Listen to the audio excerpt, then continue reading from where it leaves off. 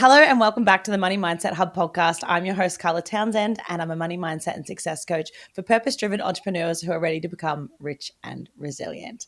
So today I have the incredible Cynthia Orduna, who is a career and business coach with a background in recruitment, HR, diversity, equity, and inclusion. So over the past 6 years, Cynthia has coached over 300 people at all career levels and helped over 50 companies worldwide, including in cities like LA, San Francisco, New York, Berlin, Tokyo, Sydney, and London to hire and retain top talent.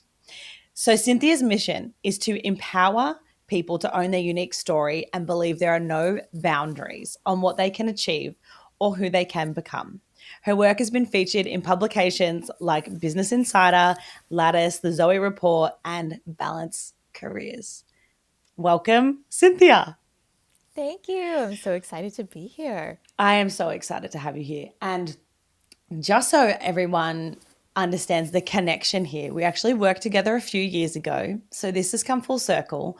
And I love the fact, honestly, that since then, we've still stayed in touch for years and you still tell me all of your manifestation stories. Like whenever I get a DM from you, I know it's another incredible story of what you've manifested, what you've achieved. And I honestly love it. And I adore you for doing that because I think it's so special when you do work with people that you build this friendship, this connection, and it's not just like, okay, we work together and then see you later. I want to hear from my clients, past and present. I want to hear from them because I know that the work that we did together and the work that I saw you go through and the evolution that you went through, it is so profound and it's forever evolving. So thank you for that because I really appreciate it.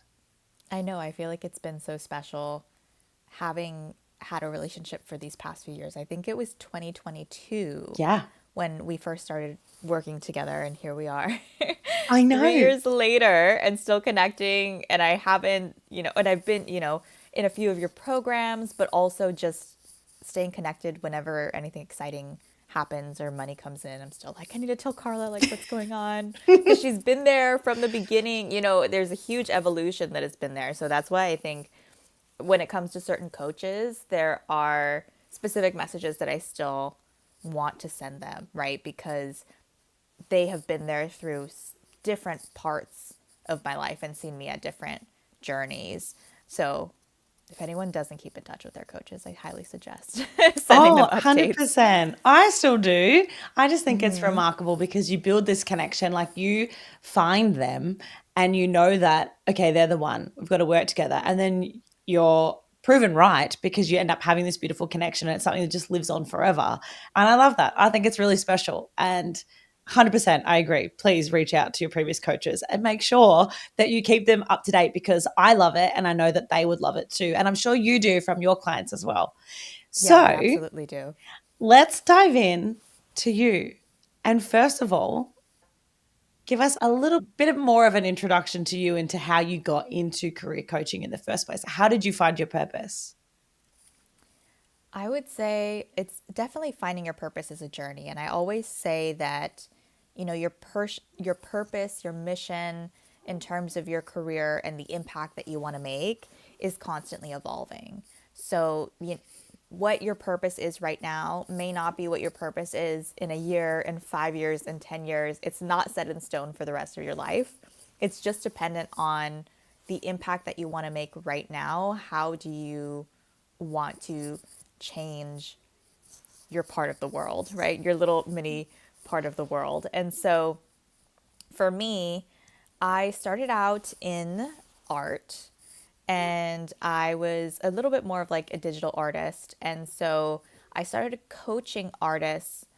And one thing that they all have in common is you constantly figure out, how do I mold different ideas and concepts together, right? Like an example, maybe photography, pottery with with dance. It could be just the most random things. And how do I create this specific artist brand of who I am and how I'm going to brand myself and who I'm going to be, how I'm going to pitch myself, how do I sell myself, market myself. And I started to realize that people outside of a creative field also had tons of interests that they wanted to pursue, but no one ever taught them how to combine those things and create almost a creative career, right? A career that evolves with you, whether it's going into different industries, molding multiple of your interests together and finding a job that is like so special and unique that you didn't even know was out there, and constantly having the freedom to move and hop while still keeping and increasing your income, right? What does that look like? And so that's where I really kind of started to find this little bridge of connection from coming from more of a creative world and bringing that into coaching and speaking to other people. And oftentimes, I think they say, you know that you'd be good at coaching when a lot of people come to you for advice.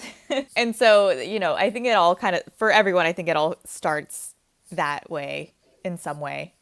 And I would say that's a little bit about how I started to find my purpose on the impact that I wanted to make with people, is really expanding their minds into what a career can look like for you. And it doesn't just have to be in a 9 to 5, right? It can be freelancing, it can be in a business, it can be in so many different ways. It can be a combination of those things.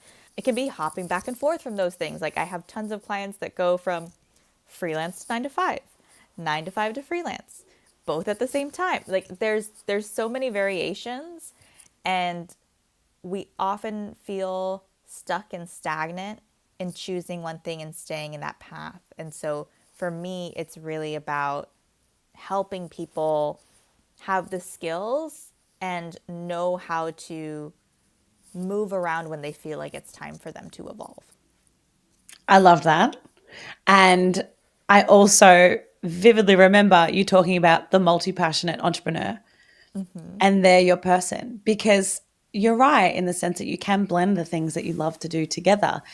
But I think traditionally that you're taught that you've got to do this certain way. You've got to find your one thing, go to school, get good grades, go to uni, get a degree. That's your thing. There's never, I don't think personally, even here in Australia, I don't think there's really this encouragement to do multiple things or blend it together, or to find what you love, what you're passionate about, and then create your own opportunities. And like you said too, sometimes they have it as a side hustle. Sometimes it's they're working somewhere else and then they have this, or they blend the two. Like there's so many different options that you can do when it comes to your career, and you can literally make it up like we have done. We have literally just gone, this is what I'm going to be. I'm going to make this up. And I love that you mentioned too that you know that you're going to be a good coach when everyone comes to you for advice. Definitely resonate with you there. You're probably the same in the sense where you know someone for like 10 minutes and you know their whole life story. And you're like, why does everyone keep doing this? I must have like, tell me your whole life story written on my forehead. Yeah. No, but I love that you did that. So for many of the listeners, they are either working part-time, full-time, they've got their business, maybe it's a side hustle right now, but they're wanting to go full-time in their business. Maybe not. There's no right or wrong answer, right? And I think it really just depends on where you're at in life too. So, for instance, I know that there's a lot of mothers that listen who are working part-time, but obviously they have children, they have a mortgage, they have responsibilities. So it's not as easy to just quit and go all in, like the dream that's kind of advertised a lot. And I totally get it. It definitely can be done.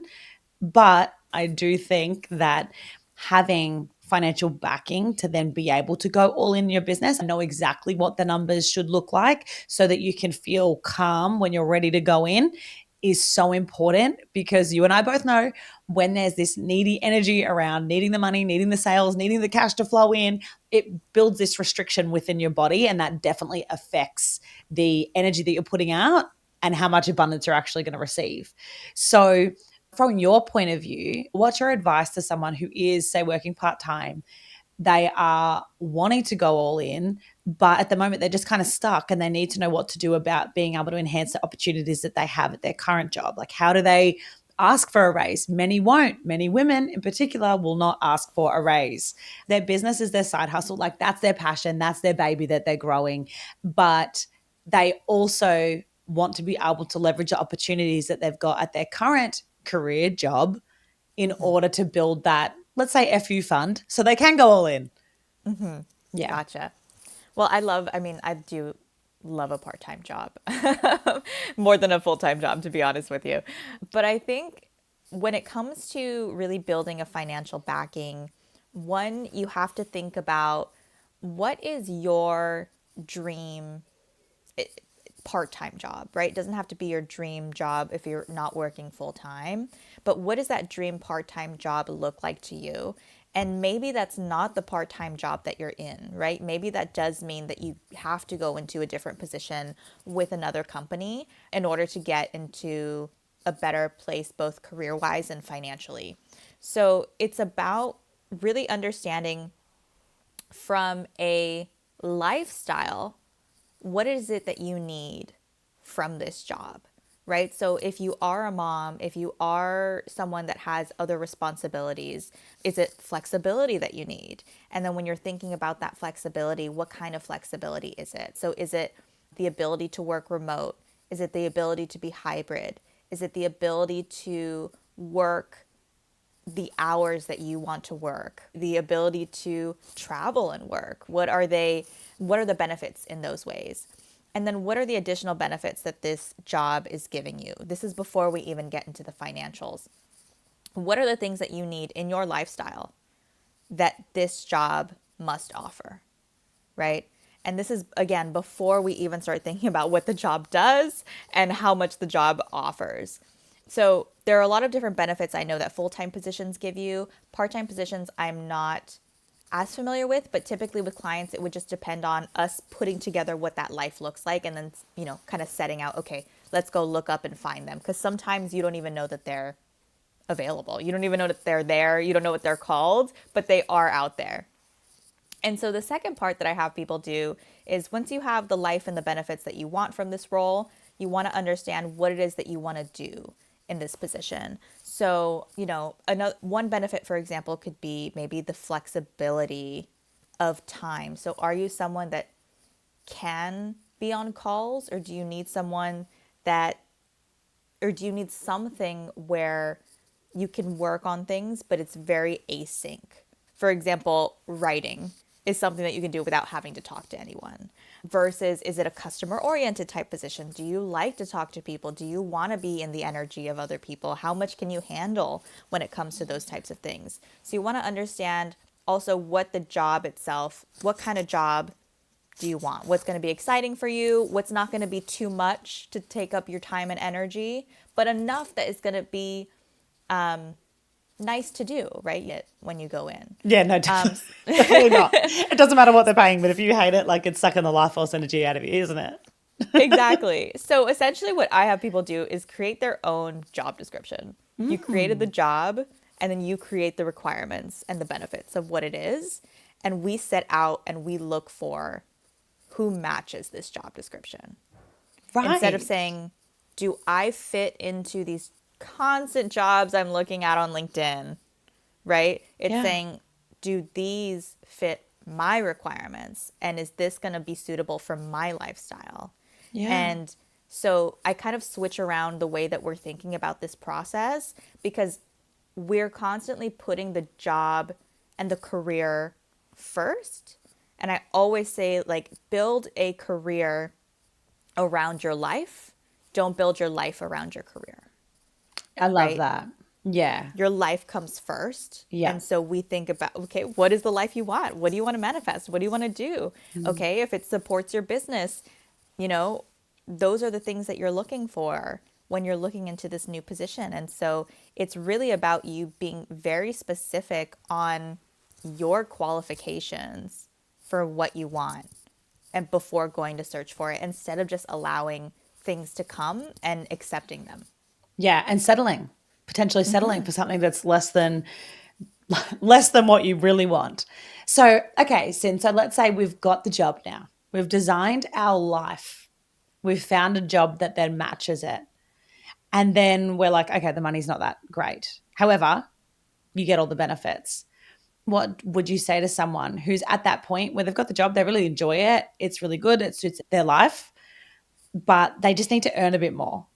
So especially for all the women out there that feel really uncomfortable about this, about the money conversation, how would you go about getting a raise? See, this is a tough one Mm, because I do help people put together proposals for a raise, but I constantly say if you want more money, if you want a 5x, 10x your current salary, you're better off going to get a new position yeah, interesting.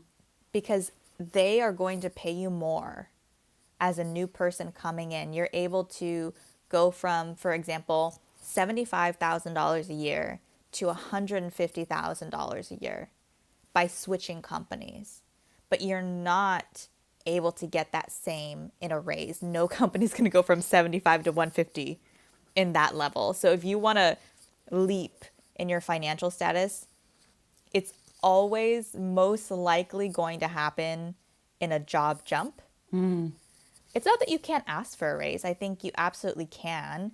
It's dependent on, do you have new responsibilities that you're going into?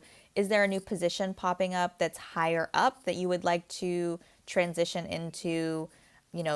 Being clear with your boss about what your career goals are and what you're looking to make and move up into. And you can have this proposal laid out, is what I always say, but the expectation is they can always still come back and say no. And so what often happens with people is they get stuck and they say, okay, well, I'm not making any more money. I'm in this position. It sucks, right? So now you're in this just negative headspace. But in reality, you have to be ready to say, if they do not accept my terms, am I going to leave? Or am I going to accept the fact that they did not give me what I wanted and Yeah. stay? Yeah. And then I suppose the decision lies with you, doesn't it? So do you stay or do you go? And again, it depends on your situation and your responsibilities. So do you agree? This was always my train of thought, but I would never leave a job without having another job lined up. Do you agree with that? Or are you more like fly by the seat of your pants? So I would say, in terms of my risk tolerance Yes. and my lifestyle, I'm a person that would absolutely jump before there's a net to catch me. Yeah, right.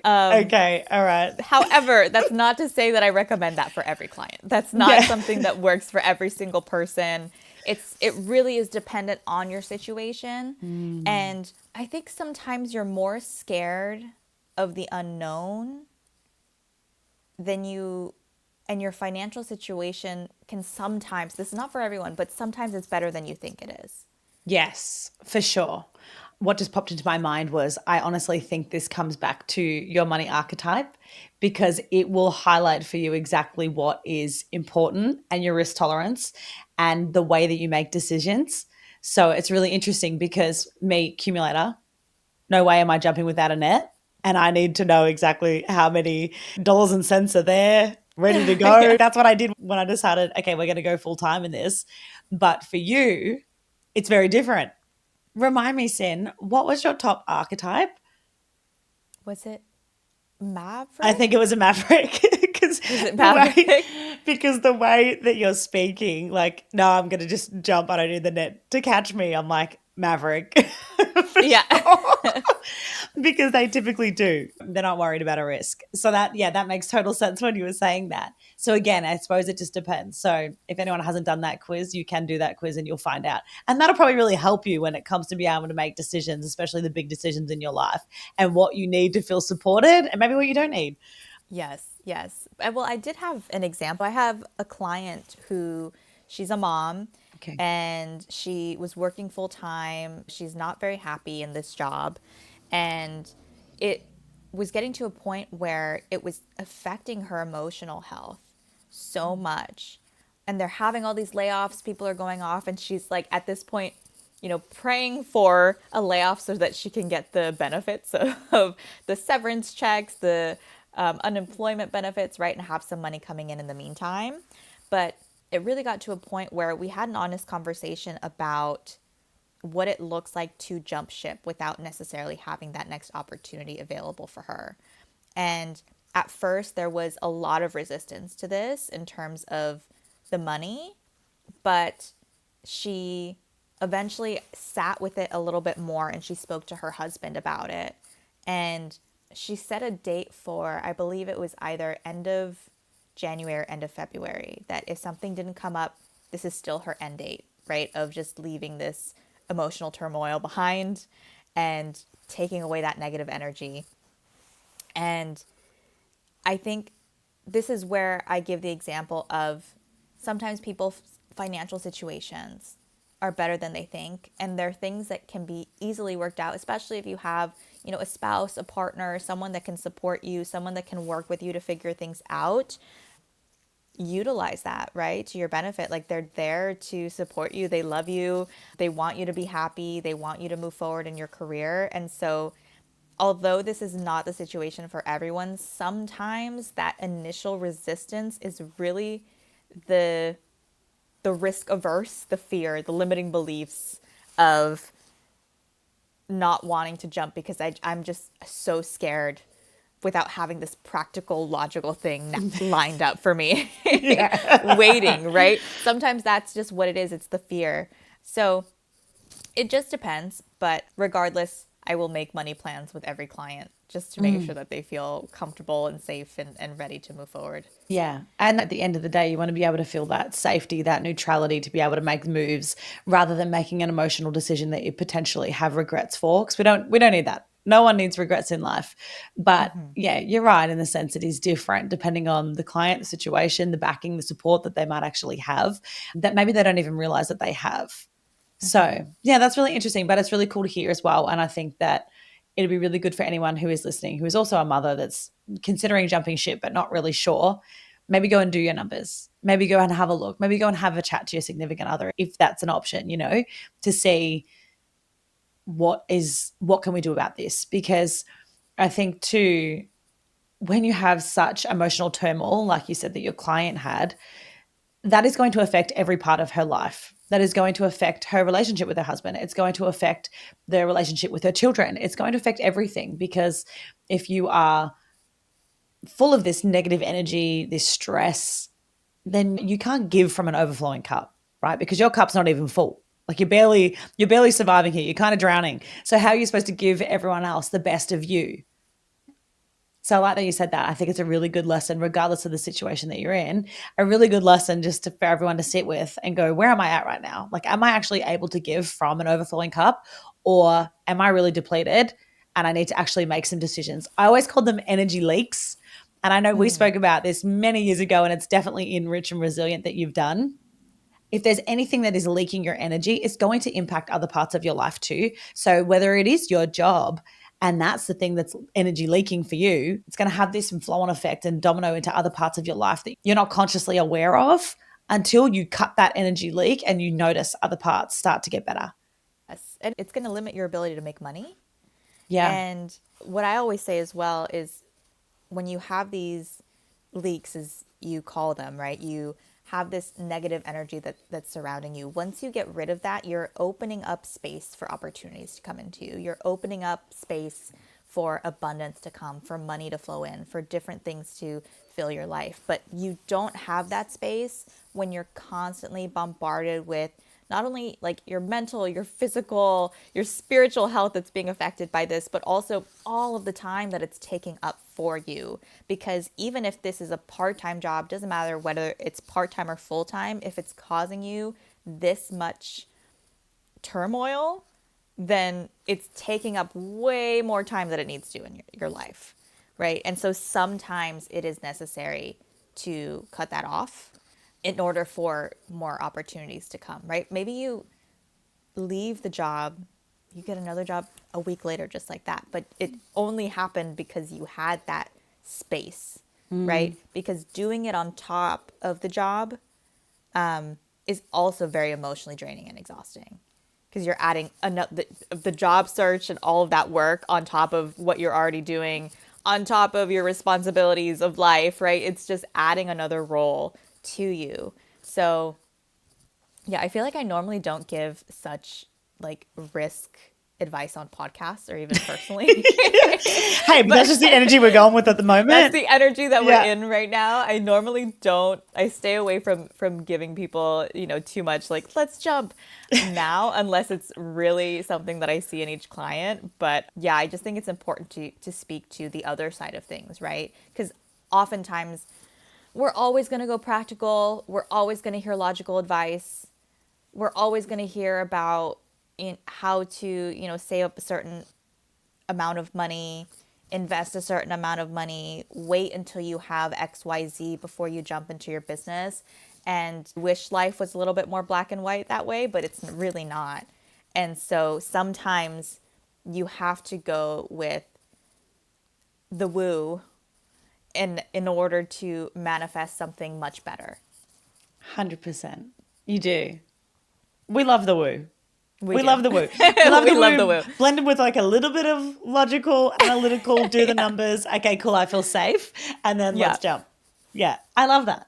So a quick interruption just to let you know that this episode is sponsored by an incredible collaboration that I am doing with the incredible Nicole Towers, who is a fantastic human design expert.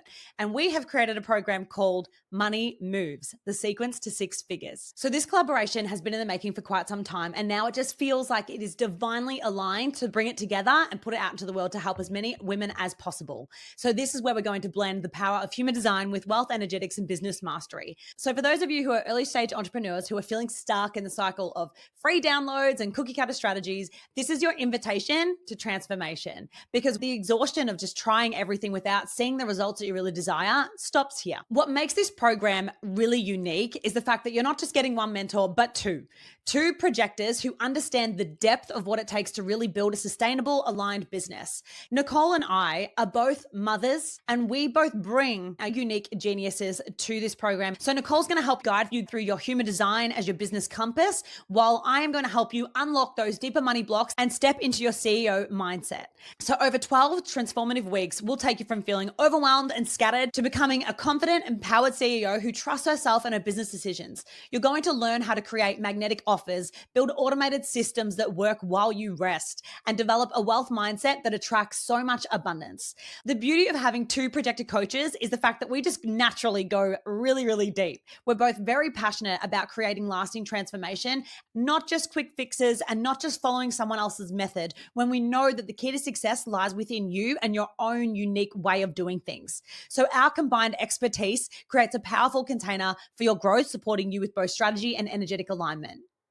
So if you're feeling called to join us on this journey, then I invite you to get on the waitlist now for some pretty epic bonuses that you're not going to want to pass up. So simply visit the link in the show notes and we will let you know as soon as the doors open so that you can secure your spot. Now, let's get back to the episode. Kind of switching gears a little bit then, but what's a belief that you once held about money or success, you choose, that you've now debunked? This was my favorite one, actually. And it's one that you helped me go through in the beginning, that now it's like so full of abundance. So my limiting belief was wanting money to come in a certain way. So I remember 3 years ago feeling like I was not successful in my business. I wanted more money to come in from my business. And it was like so full focused that I was not accepting to other ways of money coming to me and being grateful for it. And so what we worked on, and also just like what I have continued to work on, is accepting any form or way that money wants to come into my life. I do not dictate where the money comes from. I appreciate money coming from anywhere, whether it's on the floor, whether it's on, a random check that comes to me, whether it's from a program, a contract, a client, personal gifts, whatever it may be, it does not matter. I appreciate it. And I want to say like 4 to 5 streams of income, or the way that money comes into me now, like it's so different. But I was just so honed in on the fact that it had to come in through my business. And I remember working on this with you. And it was so limiting to like literally limiting money coming to me because I wanted it to come from one place. And so I often see that pop up with a lot of other people as well, right? Maybe you're thinking money has to come from my full-time job, my part-time job. Where else can money come from? And does money have to come from working all the time? Does money have to come from overworking, Yeah. right? Can money just come to you easily, effortlessly, consistently? And what does that look like? What are all the different ways that money can come to you? I don't know if we did this, but I definitely did this on my own, was just like writing down all the different ways that I could receive money. Yes. No, we definitely did. I That was one of did. the first things, I think, because I do recall you being like, no, I need to make this amount of money and it needs to come through my business. And it's like, but what about this? Or what about this? And I remember you starting to open up to release the need to control, right? Because it's just that little controller in us that comes up when that happens. It must come through this way and it must come through this way. And yes, I do think that you can be intentional because let's say, for instance, like you back then, you desired to have more money coming through your business, but it was such a fixation that it blocked off other streams. However, when you are also trying to manifest, like there's nothing wrong with having an intention about wanting to earn a certain amount of money in your business. But then we've actually got to go back and look at, well, what are you not doing though? The universe can only meet you halfway. So if your intention is to earn X amount in your business, then what are you in control of and what are you not in control of that you have to surrender to? And could there be more opportunities that you can't currently see? And I think that's a beautiful gift when it comes with surrendering, which is exactly what you experienced. When you surrender, all of a sudden you start to notice, oh, this came through. I remember when you got the check came through. All these different manifestation stories of money started to pop up and they've continued to 3 years on. And it just shows this beautiful connection with being able to release and like thank that little inner controller in you because she was just trying to protect you and she's just trying to keep you on this logical analytical path of like this is what we got to do, we got to tick this box and we're going to do this and this is how it's all going to play out. But the truth is that we don't know what's going to truly happen. We can only do our part and then the rest is not up to us. Like, can you control how many clients find you, how many clients build that know, like, and trust with you? How many clients actually decide to work with you? We can't. And it's impossible to think that we could because also we don't want to have that persuading energy of you need to work with me. It's that typical car sales energy, right? Which is a great analogy. We don't want that. So that's when we need to release that little controller and thank her because she's got us to this point. But if we want to open up the floodgates for the abundance in all different areas of life and business and opportunities that you don't even know are on their way to you, then we need to just like let her take a little bit of a back seat and also look at where am I not actually allowing myself to receive any other opportunities. So I'm glad that that was one that you've continued to overcome because it doesn't stop, right? As you know, you're just going to continue to work on it. But I think that's really cool that you did that. And that's such a beautiful reminder to everyone too, because I was definitely a control freak back in the day. Still kind of am with certain parts. I don't think it's bad, right? Like there's positives and negatives for all of it. But I think it's really interesting that you've continued to see that as like, okay, I debunked that. And it was for the better. Yes. Yes. Well, I mean, now it's money comes from so many different places. I'm like just blessed. At this point, I was like, oh, money here and money, but money can come from anywhere. And so it really does open up that energy field and that flow for people. And what I've found, like, it relates so directly to working full time because I've seen so many layoffs happening, so many people, especially right now, actually, this is one of the hardest job markets that it has been, harder than COVID for people to land a job. People have been going on for a year or more, and it's become an average thing to struggle regardless of how great your qualifications are. There's so many people applying to these jobs. It's absolutely wild to see. And there's a lot of things that I've had to work with my 9 to 5 clients on. How do we differentiate yourself in a market that's so different now and that's fluctuating this way? But what I see is, people are, they're struggling in their next role. And there's this mindset of money is running out or the unemployment is running out and I can't get this job. So then it's like, okay, well, how else can we make money? But nobody really stops to think about that, right? It's like money always comes from this full-time job. Money comes, that's what you're told. That's what you were taught. That's what you learned. And so we have to backtrack and say like, well, where else can money come from? And how can you get it? And how can it support you? And how can I even, have a lot of people that I work with now. It's basically how to make money on the job search is what I do, where we get freelance part-time contract positions in the meantime that actually work much faster, can often pay much higher, and can support you and your bills. In the meantime, you can take a few jobs at once. Like, it's so much more flexible, easy, to do. And so there's a strategy for that as well that I started to teach.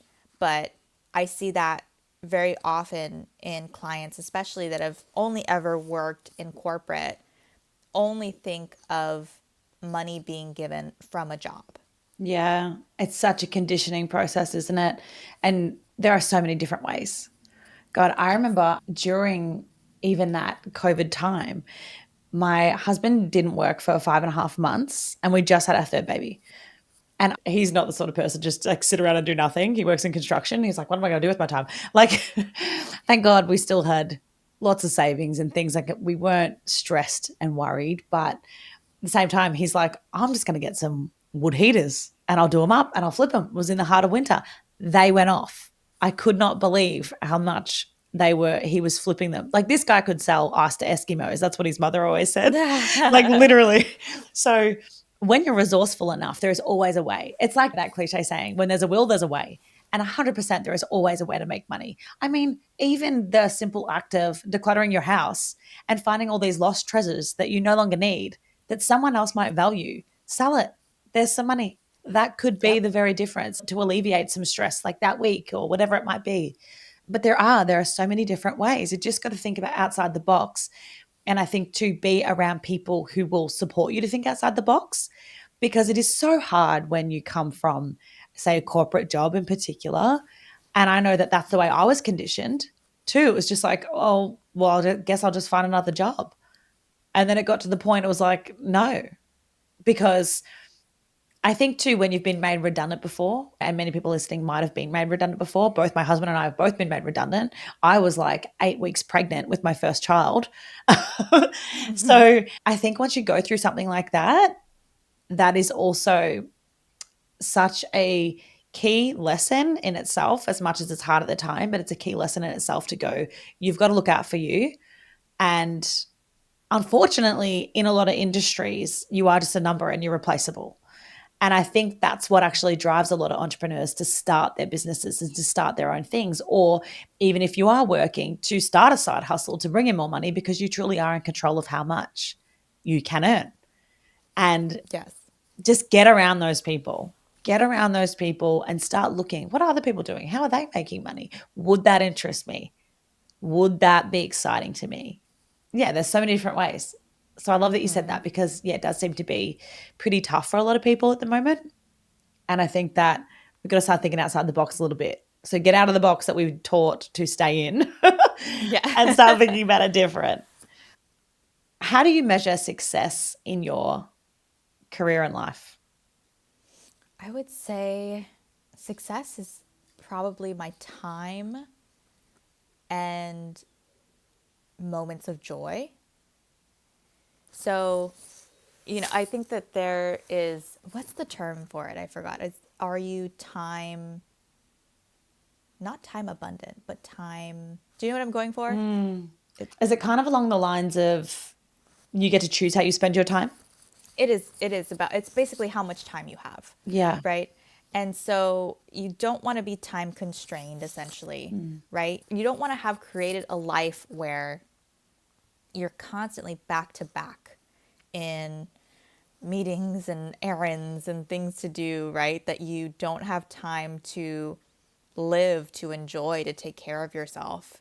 And so for me, I measure success in how much time I've been able to cultivate for just enjoying life, to be able to wake up whatever time I want to wake up during the day and just ask myself, what do I want to do today? Yeah. And be able to go, like today, I was like, I just went to go get a back facial. I came A back here. facial. A back facial, What is a yes, back facial? for your because you get like little pimples on your back. And Right? so it's just a cleanse. It's a facial for your back. Okay, amazing. All right. I've never heard of that, but that's amazing. Get one because it was so nice, so relaxing. Basically, everything they put on your face, they put on your back. It's Okay, like the amazing. All right. the steamer, everything. And I think every part of your body really deserves like attention, love, and care. So for me, anytime I can try a spa thing, I'm here for it.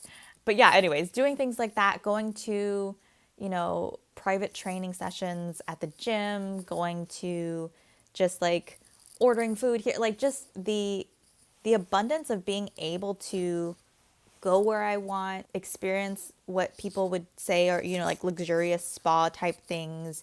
Even being able to say, like, I'm hungry, I don't want to go out, let's order in, right? The DoorDash Yep. expenses, the fees, all that stuff. That is having a rich and successful life. You Yeah. can only think about times when you couldn't purchase anything because you have like $4 in your account Oh, and you're like, I have to eat what's in my place, or I have to make something, or I have to figure it out until the next paycheck comes in, whatever it may be, right? I've definitely felt like I've had, I've had different experiences where I'm like, how am I going to pay the rent this month? How am I going to do this? And where I am now is so different. It's like I spend my days the way I want to spend my days. I enjoy. And I really think that that's what I have felt like is my next purpose, or like outside of just career, is yeah. like, what is this purpose of life? It's just to enjoy and relax Yeah. and experience, which I think we don't often get to do, Yeah. and we often forget to do. Yeah. Yeah, I agree. I think the gift of time, again, it's a resource that we don't get back. So I think it's beautiful to see, how am I spending my time? Am I in control of how I spend my time? So we're going to wrap up, but I'm just going to quickly ask you like two more questions. What's a Okay. book that has deeply impacted your life? A book. I don't want to sound basic, Don't but worry. You don't know what questions I'm going to ask. I'm really just I hitting don't you on want the to. spot here. I don't want to sound basic with my book answer. Okay. I don't want to sound basic with my book answer. But Atomic Habits by James Clear, one of the Yeah. best books that I have read, that truly, like, I think we've all read tons of bestsellers and personal development books, and sometimes they don't really live up to the hype. Yeah. But I think this one definitely does. And really figuring out those incremental steps that you're taking in your life, in every aspect of your life, and getting that motivation for you. And also, the biggest thing for me from that book was, you're going to do things out of convenience. You're naturally going to do things that are easy for you. That's totally turned around the way that I try to adopt new habits, where it's like, I'm not going to be motivated to go to the gym by myself. Got to get a personal trainer for like the accountability. Yeah. Yeah. Also, just the enjoyment, right, of going there and having fun, because I have a relationship with my personal trainer, like building that friendliness together, doing things that are close by and not making it further away, just not making it difficult for you to do. Anytime you can have some sort of convenience, that really has switched the way that I've tried to adopt those new habits. I love that. And okay, I don't remember the exact name of it, but there is a part of your brain that continues to grow as you push yourself outside of your comfort zone and you do difficult things. So our brain is always adapting and changing. But when we continue to do things habitually that aren't challenging us and that are easy, like you say, it just sits dormant. I'm going to have to remember exactly what it is, and I'll put it in the show notes when I remember what it is. But there is another part of your brain that, it does grow when you do things that you have resistance for originally. And that actually, again, I suppose helps with that growth mindset, but it also makes the difficult things seem easy because you're continuing to push yourself. So you should always, what the scientists have said is you should always try and find things that are challenging you. And if you're sitting in a state of life or there's certain things that you don't really feel challenged, look for a challenge because it's going to continually enhance your brain. And and it's really interesting. I think you're always building new neural pathways. Yes, but there is a particular part of your brain that grows, not just the neural pathways. But the neural pathways are 100%. That's with everything. But it's really quite interesting. Anyway, the moral of the story, considering I can't remember the exact part of your brain, but the moral of the story is to find things that challenge you because that is how you grow and adapt. I love that. And it is such a fantastic book if you have not got it, Atomic Habits. Yes. It is amazing. If you could give one piece of advice about money to your younger self, what would it be? And this is what I give to my clients now, actually, but it's something that I have deeply ingrained in myself too, in my money journey. And that's that I am the moneymaker. Oh, So the way that I explain that is really changing your identity from believing that the outside dictates your situation, right? So the world can be going completely crazy and saying it's difficult to get jobs, it's difficult to get clients, it's difficult to make sales. And a lot of people come in allowing the thought of, because this is happening, that's why I can't make money. That's why I can't get a raise. That's why I can't get a job. That's why they won't interview me, right? And so it's constantly putting the blame on the external when the truth is it does not matter. Your external does not dictate your reality. No. Right? You are the moneymaker. And instead, when you change your identity into saying, I dictate whether I make money, I dictate when I make money, now you're empowering yourself to say, I can make money come from anywhere. Yeah. I can have more of it. I can have more consistent flow of it coming in. If that place closes down, I can always go make more. There's so many different pathways for me to make money. I am the money maker.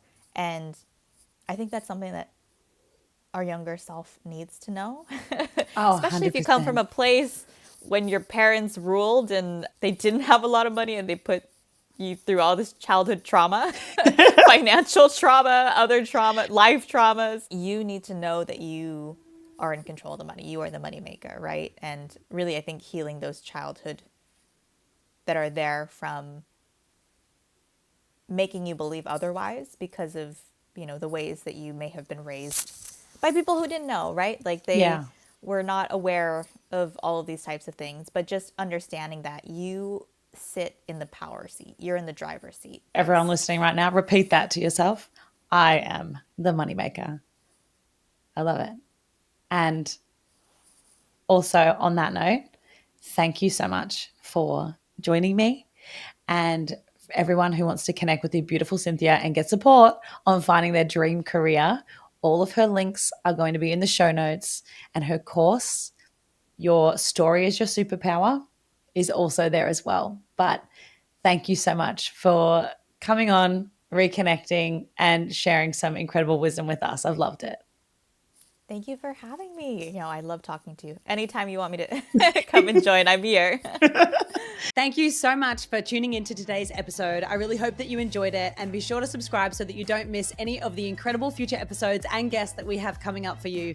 And if you haven't already subscribed to our email list, be sure to do so because we have some pretty epic things coming this year, as well as a mini magazine that will be sent to our subscribers every single month to help you with all things money and mindset, personal development, and entrepreneurship to help support you on your journey. So until next time, the world needs more kind-hearted women like you with deep pockets. So keep moving forward and never give up. I'll catch you in the next episode.